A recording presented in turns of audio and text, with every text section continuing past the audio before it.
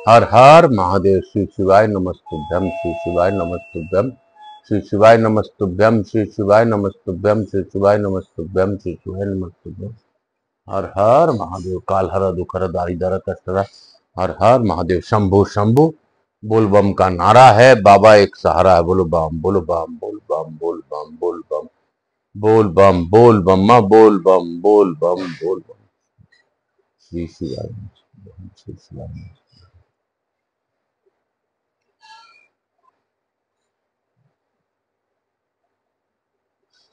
श्री गुरुदेव दत्त, श्री गुरुदेव दत्त, श्री गुरुदेव दत्त, श्री गुरुदेव दत्त, श्री गुरुदेव दत्त, श्री गुरुदेव दत्त, श्री गुरुदेव दत्त, श्री गुरुदेव दत्त, श्री गुरुदेव दत्त, श्री गुरुदेव दत्त, श्री गुरुदेव दत्त, श्री गुरुदेव दत्त। हर हर महादेव। काल हर दुखर दारिधर कष्टरा। हर हर महादेव। शंभु शंभु बोल बम का नारा है, बाबा एक सहारा। बोलो बम, बोलो बम, बोलो बम, बोल बम, बोल बम, बोल बम, बोल बम। आप सबों को वंदन करते हुए प्रथम पूज्य देव गणपति गणेश जी महाराज का आह्वान करता हूं तथा उनसे प्रार्थना करता हूं अपनी अखंड कृपा बनाए रखिए और इस कथा स्थल पर पधार कर आवाज समझ देवी देवताओं को आने दीजिए। हे गणेश जी महाराज, आप विघ्नहर्ता हैं, सभी प्रकार को कष्टों का निवारण करते हैं। आज मेरे पिता स्वर्गीय उमा शंकर जी राजगढ़िया का वार्षिक तिथि है। आज ही के दिन उनका परलोक गमन हुआ था। मैं उनको स्मरण करते हुए, आप सबों को वंदन करते हुए तथा उनको प्रणाम करते हुए उनसे प्रार्थना करता हूं कि आप जिस भी लोक में हैं, आप आनंद से रहिए, बाबा भोलेनाथ की कृपा दृष्टि में बने रहिए।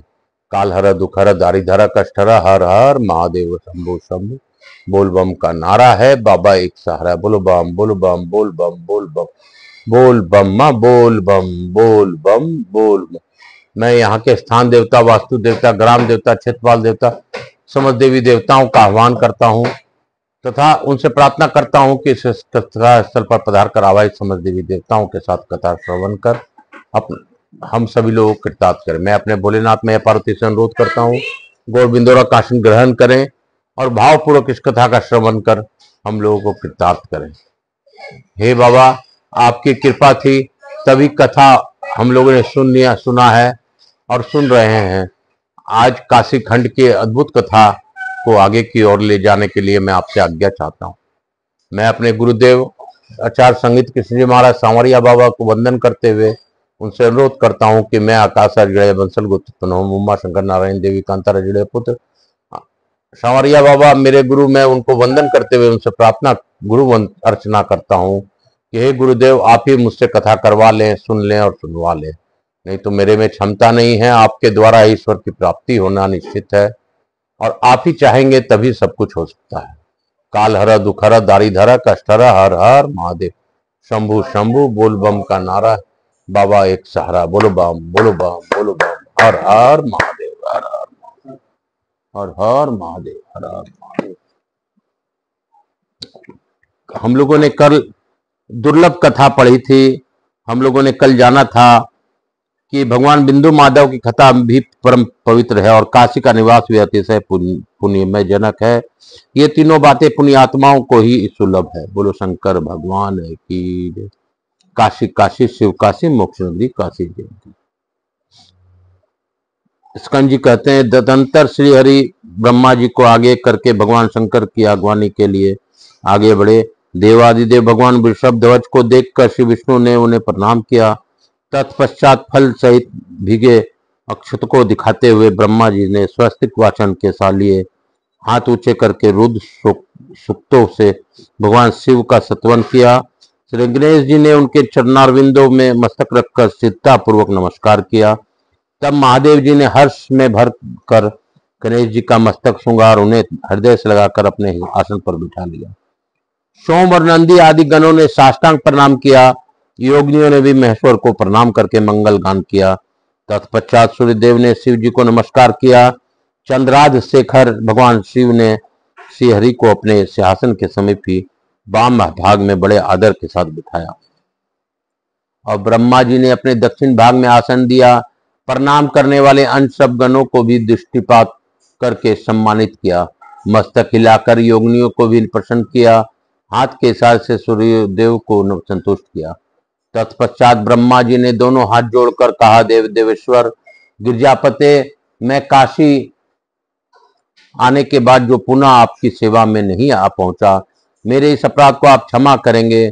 आलस छोड़कर पुण्य के पथ पर चलने वाले धर्मात्मा राजा दिवोदास के प्रति कौन किंचन मात्र भी विरुद्ध भाव धारण कर सकता है।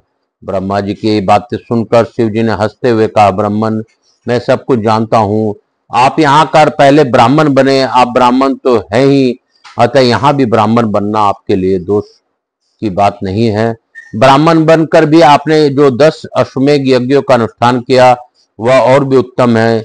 इसके सिवा आपने मेरे स्वरूप की स्थापना करके अपने परम हित किया है।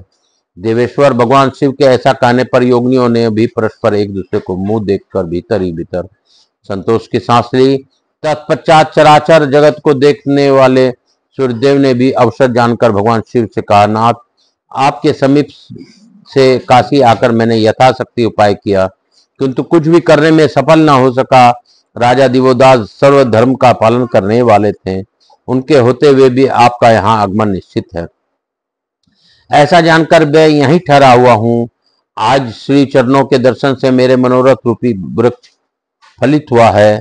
सूर्य का यह वचन सुनकर महादेव जी ने कहा, भास्कर, राजा दिवोदास के शासन काल में यहाँ देवताओं का प्रवेश नहीं होता था, तो भी तुम इस पुरी में आकर जो ठहर गए, इससे मेरे ही कार्य सिद्ध हुआ है।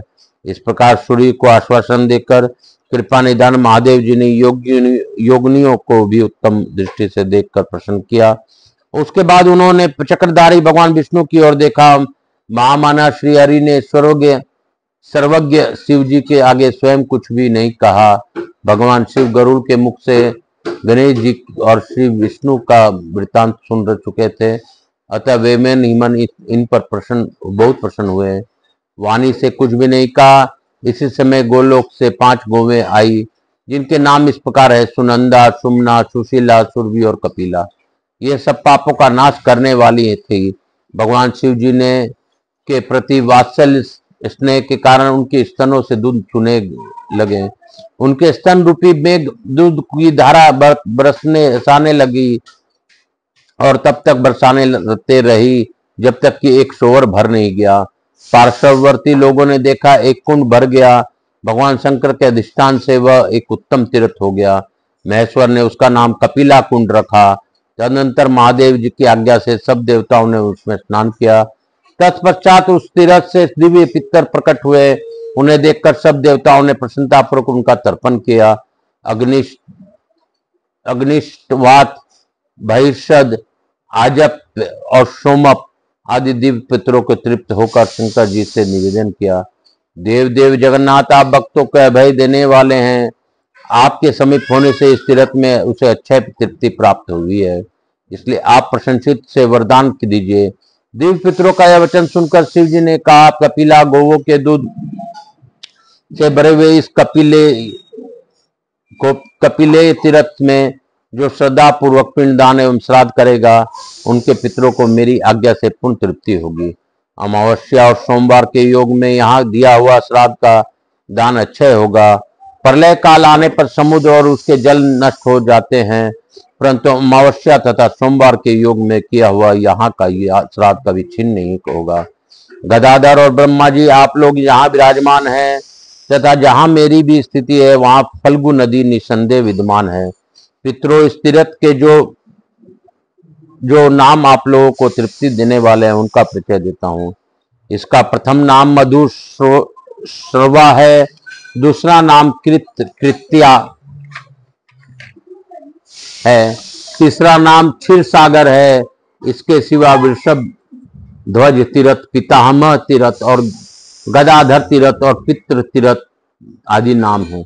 इतना ही नहीं, कपिलधारा, सुधा खानी और शिव गया नाम से भी इस शुभ तीर्थ का जानना चाहिए। पितरों, इस तीर्थ के ये 10 नाम बिना श्राद्ध और तर्पण के भी आप लोगों को तृप्त देने वाले हैं। जो लोग पितरों को तृप्त करने की इच्छा लेकर सूर्य चंद्रमा के संगम अमावस्या के अवसर पर यहाँ ब्राह्मणों को भोजन करवाएंगे, उनके द्वारा किया हुआ वह श्राद्ध अक्षय होगा। जो पितरों के तृप्ति के लिए यहाँ श्राद्ध से कपिला गोवों का दान करेगा उनके पितर क्षीर सागर के तट पर निवास करेंगे। जिन्होंने इस विषभ ध्वज तीर्थ में वृषोत्सर्ग किया है, उन्होंने अपने पितरों को अश्वमेघ यज्ञ की पुरोडास से तृप्त कर दिया। पिता के गोत्र में और माता के पक्ष में जो लोग मरे हैं, उनको यहाँ किया हुआ पिंडदान अक्षय तृप्ति देने वाला होता है।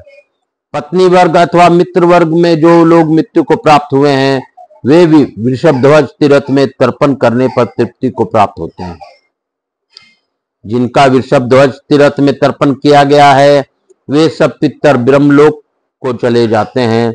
यह तीर्थ सतयुग में दूध से भरा रहता है, त्रेता में मधु से पूर्ण होता है, द्वापर में घी से भरा होता है और कलयुग में जल से परिपूर्ण रहता है। यद्यपि यह शुभ तीर्थ काशी की सीमा में से बाहर है, तो भी यहाँ मेरा सामीप्य होने के कारण इसे काशीपुरी के भीतर ही जानना चाहिए। काशी निवासियों ने यहाँ मेरे विषभ चिन्ह वृक्ष चिन्ह युक्त ध्वज का दर्शन किया है, इसलिए मैं इस तीर्थ में वृषभ ध्वज नाम से निवास करूंगा। पितरों में तुम्हारे संतोष के लिए यहाँ ब्रह्मा विष्णु सूर्य तथा अपने पार्षदों के साथ निवास करूंगा। इस प्रकार शिव जी पितरों को वरदान दे रहे थे। इतने में ही नंदीकेश्वर ने निवेदन किया, प्रभु रथ सुसज्जित होकर तैयार है, अतः अब श्री चरणों को विजय यात्रा प्रारंभ हो। तब 8 मातृकाओं ने भगवान शिव की आरती उतारी और भगवान विश्वनाथ श्री हरि से हाथ मिलाए हुए उठकर खड़े हुए। उस समय दिव्य वादों की गंभीर ध्वनि से पृथ्वी से लेकर आकाश तक गूंज उठा। देवियों के मंगल गीत और चरणों द्वारा की हुई स्तुति से शब्दों से वह तमूल नाद और भी बढ़ गया था। 33 करोड़ देवता, 20 करोड़ शिवगण, 9 करोड़ चामुंडा, 1 करोड़ भैरवी तथा 8 करोड़ मेरे स्कंद के महाबली अनुचर, जो 6 मुखों से सुशोभित और मयूर के वाहन पर आरूढ़ थे, आए। चमकता हुआ फरसा हाथ में लिए हुए 7 करोड़ गणेश के गण उपस्थित हुए, जो महादेव गण महावेगवान तोंद वाले हाथी से मुख वाले तथा विघ्न विनाशक थे। 86,000 ब्रह्मवादी मुनि और इतने ही गृहस्थ भी वहां आए। 3 करोड़ पताल निवासी नाग, 2 करोड़ शिव भक्त और दानव और दैत्य, 8 लाख गंधर्व, 50 लाख यक्ष और राक्षस, 2,10,000 विद्याधर, 60,000 सुंदरी दिव्य अप्सराएं, 8 लाख गौ माताएं, 60,000 गरुड़, नाना प्रकार के रत्नों की भेंट देने वाले 7 समुद्र, 53,000 नदियां, 8,000 पर्वत, 300 वनस्पतियां और 8 दिग्गज, ये सब लोग उस स्थान पर उपस्थित हुए जहां पिनाक पानी महादेव जी विराजमान थे। इन सब के साथ परम संतुष्ट भगवान शिव ने इधर उधर से अपनी स्तुति सुनते हुए रथ पर आरूढ़ हो उत्तम काशीपुरी में प्रवेश किया। उनके साथ गिरिराज नंदिनी उमा भी थी। स्कंद जी कहते हैं, यह परम उत्तम उपाख्यान ये कोटि जन्मों का पाप नष्ट करने वाला है। इसका पाठ करके अथवा ब्राह्मण द्वारा कराकर मनुष्य भगवान शिव का सायुज्य प्राप्त कर लेता है। जो इस आख्यान का प्रसन्नता पूर्वक पाठ करके नूतन ग्रह में प्रवेश करता है, वह सब प्रकार के सुख का निकेतन बन जाता है। यह उत्तम उपाख्यान तीनों लोकों के लिए आनंददायक है। इसके श्रवण मात्र से भगवान विश्वनाथ प्रसन्न होते हैं। बोलो काशी काशी शिव काशी मोक्ष नगरी काशी की जय। काल हर दुख हर दारी धर कष्ट हर, हर हर महादेव शंभु शंभ। बोलबम का नारा है, बाबा एक सारा है। इसी के साथ हम लोग लघु आरती करते हुए आज की कथा को यहीं पे विराम देंगे। काल हर दुख हर दारी धर कष्ट हर और कपूर गौरम करुणावतारम संसार सारम भुजगेंद्रहारम सदा वसंतम हृदयारविंदे भवम भवानी सहित नमामि। हर हर गंगे शीतलीकरण अहम करिष्येत। हर हर गंगे हर हर महादेव शंभु शंभु। बोलबम का नारा है, बाबा एक सारा। बोलो बम। मातृ देवी वह पितृदेव वह सब पितृ देवताभ्याम नमो नमः। हर हर महादेव हर हर महादेव। गणेश जी महाराज लक्ष्मी जी महाराज रिद्धि सिद्धि शुभ लाभ महाराज की जय। मैं गणेश जी महाराज लक्ष्मी जी महाराज रिद्धि सिद्धि शुभ लाभ कुबेर जी महाराज से अनुरोध करता हूँ कि हमारे यहाँ निवास रहकर अखंड कृपा बनाए रखें। आवाहिक समस्त देवी देवताओं से अनुरोध करता हूँ कि आप सभी लोगों को आशीर्वाद प्रदान कर हमारे पूर्वजों को मुक्ति प्रदान करते हुए तथा मेरे पिताजी को सुख शांति और भोलेनाथ का वास दीजिए और मुझे उनका पुत्र होने का परम लाभ दीजिए। इस कथा के माध्यम से उनको कोई भी कष्ट हो तो वो दूर करते हुए उनको मरे भोलेनाथ के सानिध्य में रखिए। यही प्रार्थना के साथ मैं बाबा भोलेनाथ का स्मरण करते हुए मैं यहाँ के स्थान देवता, वास्तु देवता, ग्राम देवता, सभी देवी देवताओं से अनुरोध करता हूँ कि आप सभी लोगों को आशीर्वाद प्रदान कर अपने स्थान को गमन करें। पुनः बुलाने पर पधार कर आशीर्वाद लें। मैं अपने भोलेनाथ में पार्वती को भी धन्यवाद देता हूँ कि उन्होंने गौरबिंदुरा के रूप में इस कथा का श्रवण किया और भावपूर्वक इस कथा का भाव हम लोगों को रखा। हम लोगों को काशी में बाबा का प्रवेश का अद्भुत ज्ञान प्राप्त हुआ। हमें गया तीर्थ के बारे में भी और अन्य तीर्थों के बारे में भी पता चला, जिससे पितरों की मुक्ति होती है। काल हर दुख हर दारिद्र कष्ट हर हर महादेव बोल बम का नारा है बाबा एक सारा। सभी के पितरों को मुक्ति देते हुए बाबा से प्रार्थना है कि आप अपनी अखंड कृपा बनाएं। काल हर दुख हर दारिद्र कष्ट हर हर महादेव शंभु शंभु बोल बम का नारा है बाबा एक सारा।